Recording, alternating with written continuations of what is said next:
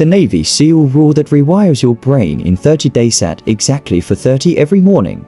A former Navy SEAL takes a photograph of his wristwatch and posts it online. He has done this almost every single day for over a decade. That photograph is more than a routine.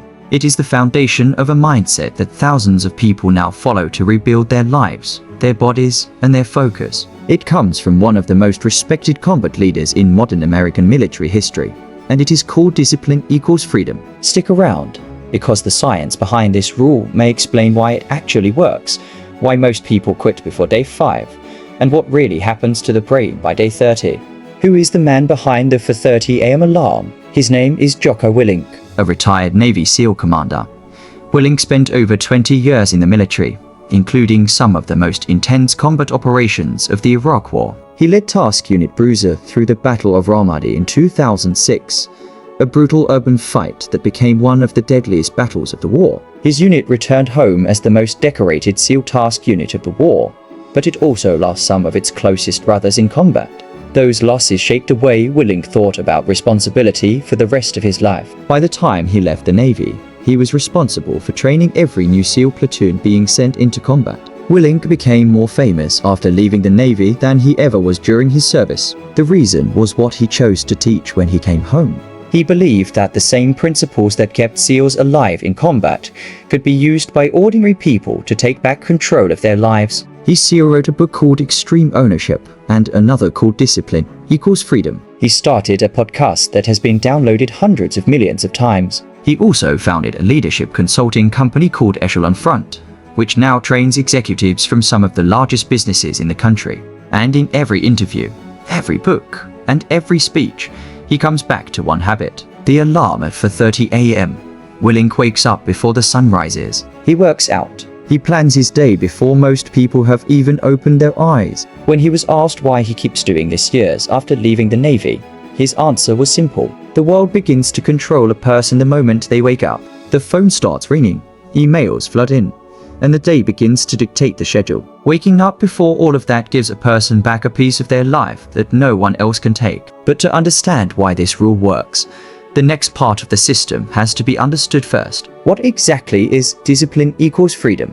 On the surface, the phrase sounds like a contradiction. Discipline feels like rules and restriction. Freedom feels like the opposite. How can one possibly equal the other? Willink's answer is built on years of combat experience. In a war zone, the soldier who follows rigid routines and habits stays alive. The soldier who sleeps in, skips training, or forgets to clean a weapon dies. Discipline is what creates the space to act when chaos arrives. Without it, there is no freedom at all, because every emergency becomes overwhelming. Willink applies the same logic to everyday life. A person who controls the first hour of every day tends to control the rest of it. Workouts become easier to stick to. Meals get planned. Sleep gets protected. Over time, these small acts of discipline create a layer of freedom that grows wider and wider, until life feels less like a series of crises and more like a clear path forward. The 4:30 AM alarm sits at the center of all of this. It is the first decision of every day, and according to Willink,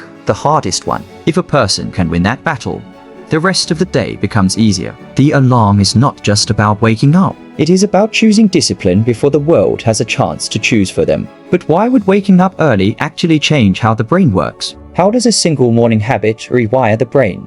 The science behind habit formation is well understood by neurologists. Every habit lives inside a part of the brain called the basal ganglia. When a behavior is repeated often enough, the brain begins to wire that behavior into a fixed pattern, freeing up the more conscious parts of the mind to focus on other things. This is why brushing teeth or driving home from work feels automatic after years of practice.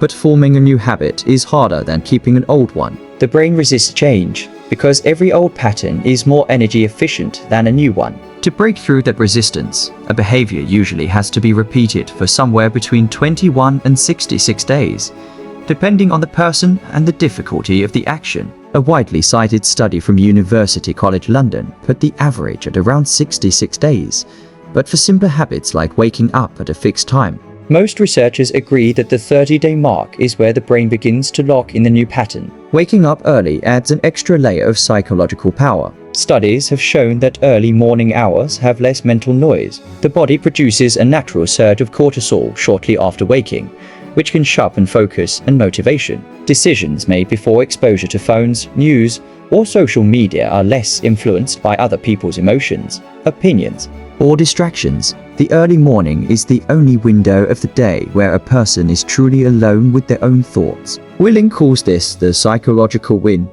A person who has already accomplished something difficult by 5:30 a.m. walks into the rest of the day with momentum. The brain registers that win as evidence of capability, and the dopamine reward system reinforces it.